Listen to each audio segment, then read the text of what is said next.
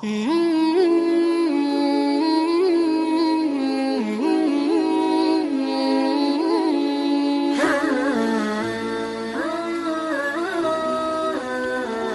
رسول الله صلى الله عليه وسلم تعلموا الفرائض وعلموها الناس فإنها نصف العلم.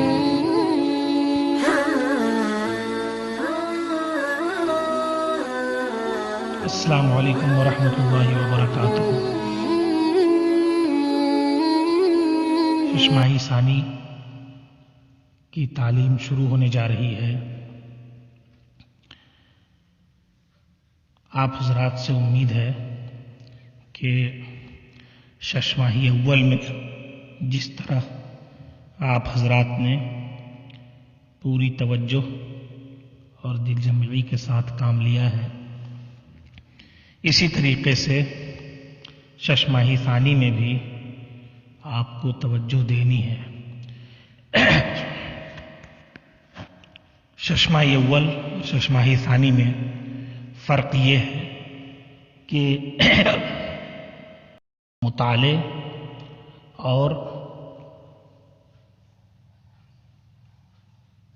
بار بار اس کے اعادے سے تھا کہ اگر بغور آپ نے مطالعہ کیا ہوگا اور بار بار آپ نے اعادہ کیا ہوگا تو آپ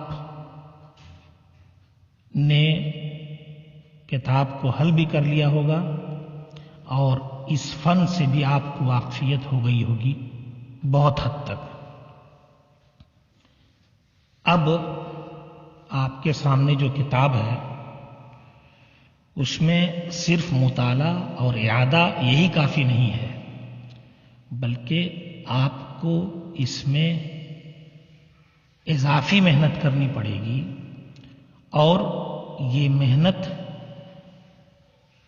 آپ نے اب تک جتنی محنت کی ہے اس سے تھوڑی ہٹ کر ہے.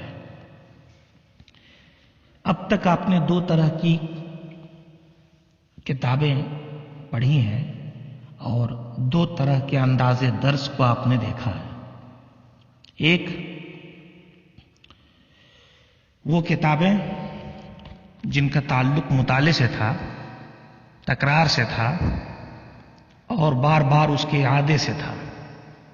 بغور درس میں سن لیا، پہلے مطالعہ کر کے آئے، بغور درس میں سن لیا، واپس جا کر کے اعادہ کیا 2-3 بار، پھر موقع ملا تو تکرار کرا دی یا تکرار میں شامل ہو گئے، تو آپ کی تیاری یقینی تھی. اس کے علاوہ آپ کو کچھ کرنا نہیں تھا. لیکن اور دوسرا جو ایک طریقہ درس تھا وہ انشاء کا تھا کہ انشاء میں آپ نے استاد سے ہدایات لے لی، اس کے بعد محنت مشقت کی اور خود ہی اس کو جملوں کو ترتیب دیا، اس کی تعریب کی، یا اس عربی کو اردو کے قالب میں ڈھالا، لا کر استاد کو دکھا دیا آپ نے. اب جو آپ پڑھنے جا رہے ہیں فن میراث، اس میں ان دونوں سے ہٹ کر کے ہے. آپ کو بغور مطالعہ بھی کرنا ہے، اعادہ بھی کرنا ہے، غور سے سننا بھی ہے، یہ ایک حصہ ہو گیا. دوسرا حصہ آپ کو بنا کر کے دکھانا بھی ہے، بنانا بھی ہے، یہ دوسرا حصہ ہو گیا. تیسرا حصہ اس میں یہ ہے کہ آپ کو بنانے کا طریقہ سیکھنا بھی ہے، اور وہ درسگاہ ہی میں ممکن ہے. آن لائن درسگاہ ہو تو جب اس کا موقع آئے گا تو انشاءاللہ العزیز میں ویڈیو بنا کر کے آپ کو بھیج دیا کروں گا تاکہ آپ اس کو دیکھیں اور بنانے کی کوشش کریں. صرف سن کر کے، سبق سن کر کے اگر آپ چاہیں کہ ہم بنا لیں گے تو 100% कामयाबी बहुत मुश्किल है। इसके लिए आपको सुनना भी पड़ेगा और बनाते हुए देखना भी पड़ेगा, क्योंकि आपके लिए बिल्कुल नया फन है, नई इस्तिलाहें हैं और अंदाज भी बहरहाल नया होगा।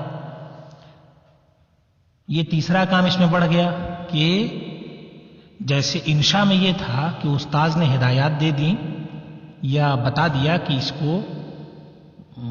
इसकी अरबी बनाना है, इसका उर्दू में तर्जमा करना है और मुफरदात की तरफ तवज्जो दिला दी, आप आराम से चले गए कमरे में बैठ करके आपने बना लिया। यहां वो नहीं होगा।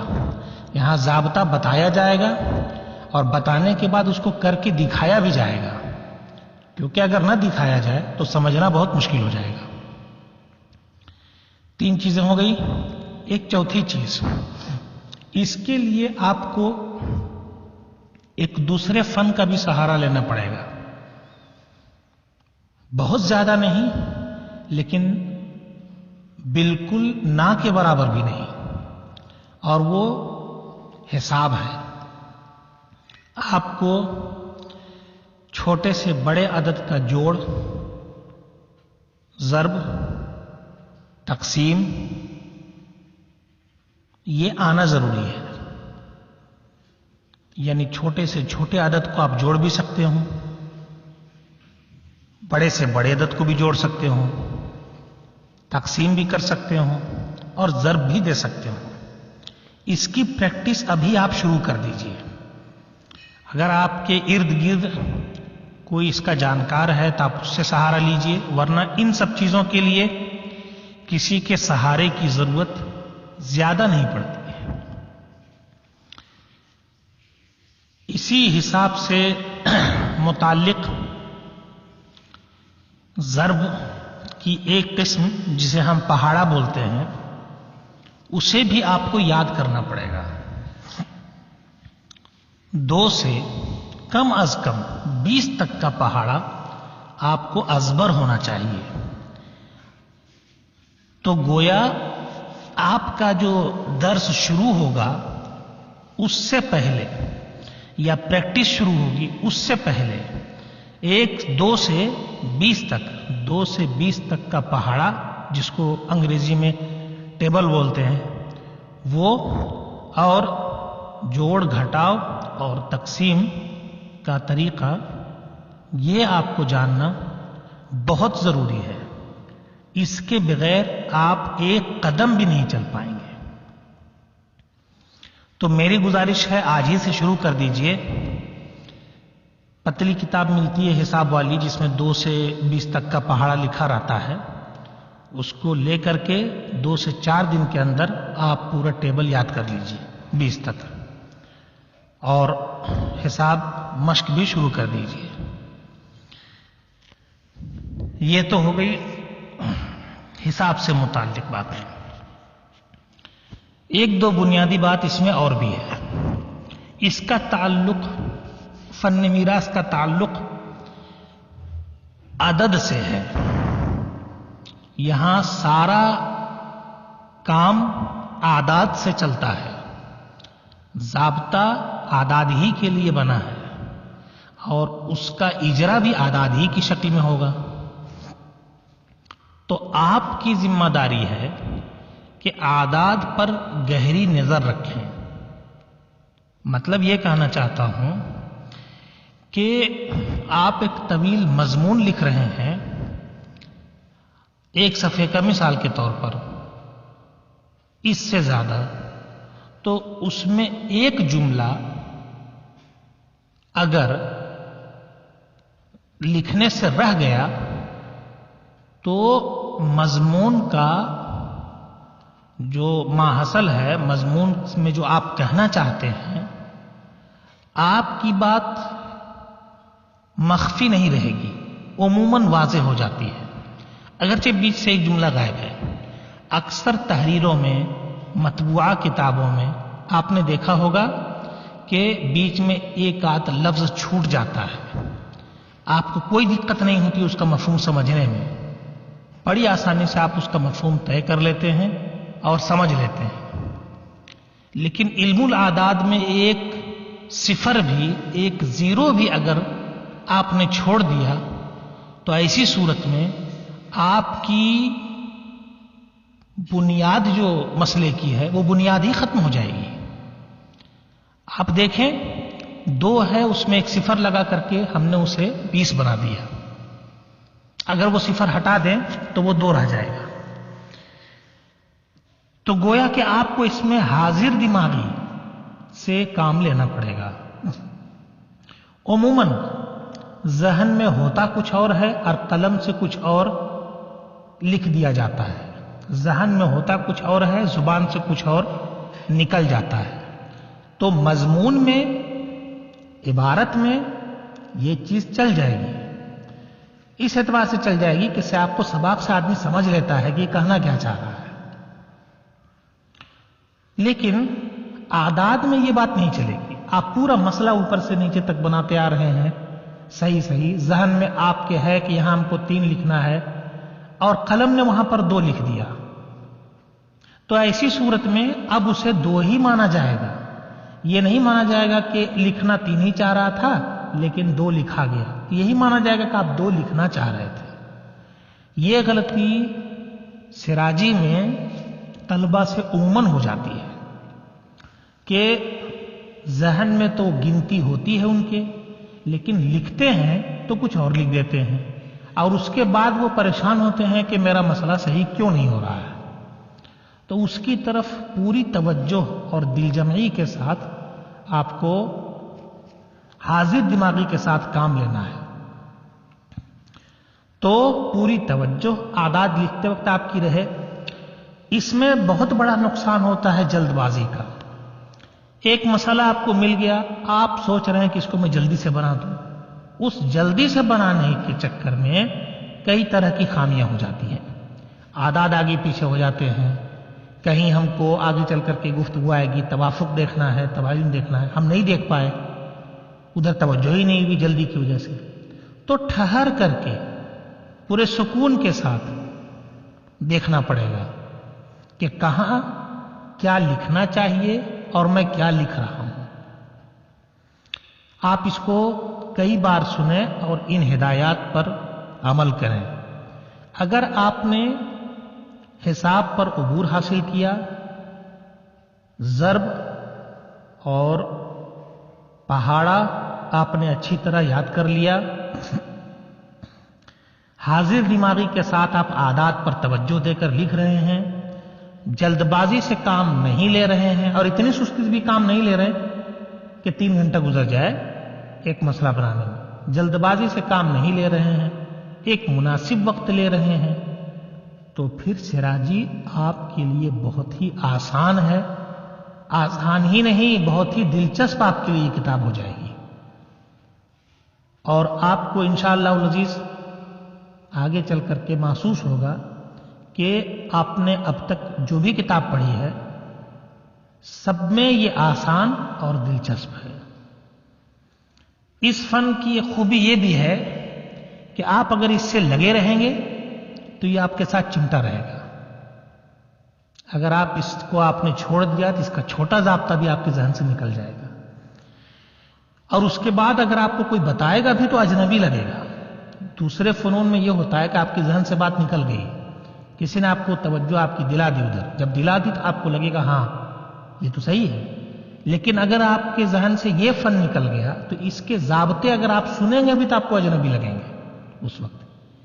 اس لیے آپ کو توجہ دے کر کے اس میں لگنا بھی ہے، تھوڑا سا 6 مہینہ ہے، اور اسی 6 مہینے میں اس کا جو کچھ بھی ہونا ہے، اس سے پہلے آپ نے پڑھا نہیں، ادھوری میں تھوڑی سی جھلک آپ نے دیکھی تھی، اس کے بعد بھی پڑھنے کی نوبت شاید نہ آئے، تو آپ کو اپنے طور پر اسے حل کرنا پڑے گا۔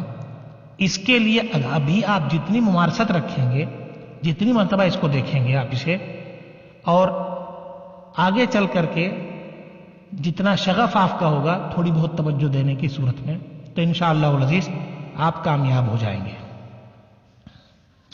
بسم اللہ الرحمن الرحیم، الحمد للہ رب العالمین، حمد الشاکرین، والصلاة والسلام علی خیر البریۃ محمد وآلہ الطیبین الطاہرین۔ قال رسول اللہ صلی اللہ علیہ وسلم تعلموا الفرائض وعلموها الناس فإنها نصف العلم۔ تمام تعریف ہے اللہ کے لیے جو ساری کائنات کا پالن ہار ہے، ایسی تعریف جو شکر ادا کرنے والے کرتے ہیں۔ درود و سلام کا نزول ہو مخلوق میں سب سے بہتر محمد صلی اللہ تعالی علیہ وسلم پر، آپ کی پاکیزہ ستھری آل پر، وہ اصحاب کی صورت میں ہو یا خاندان والوں کی صورت میں ہو، اہل بیت کی صورت میں ہو، یا متقی اور پرہیزگار صاحب ایمان کی صورت میں ہو۔ اس میں آپ نے دیکھا خطبے میں کہہ رہے ہیں تمام تعریف ہے اللہ رب العزت کے لیے جو کائنات کا پالن ہار ہے۔ میراث یہ بھی پالنے کا ایک طریقہ اور ذریعہ ہے۔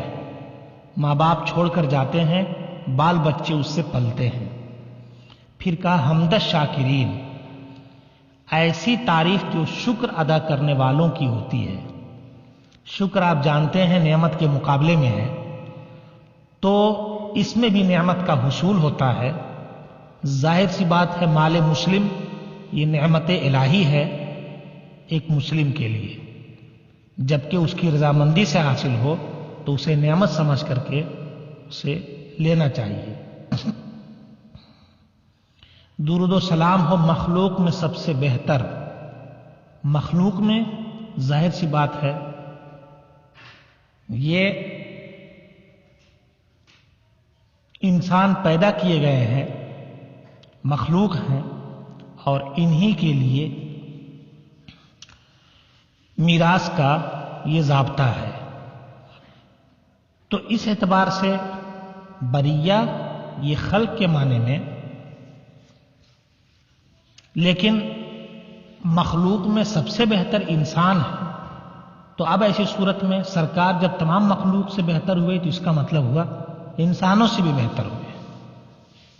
لہذا مخلوق میں سب سے بہتر جو انسان ہیں ان میں سب سے بہتر جو سرکار ہیں ان پر درود السلام کا نزول ہو، آپ کی آل پر جو پاکیزہ ہیں، ستھری ہیں۔ ظاہر سی بات ہے وراثت کا جریان جو ہوتا ہے وہ آل ہی کے لیے ہوتا ہے، اس لیے اس کی طرف بھی توجہ دلا دی۔ اولاد کے لیے ہوتا ہے، آل کے اندر اولاد کا مفہوم بھی پایا جاتا ہے۔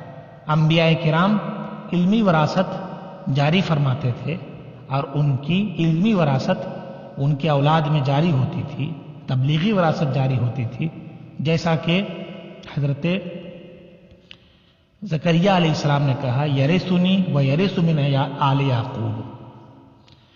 سرکار نے فرمایا علم فرائض سیکھو اور لوگوں کو سکھاؤ کہ یہ نصف علم ہے۔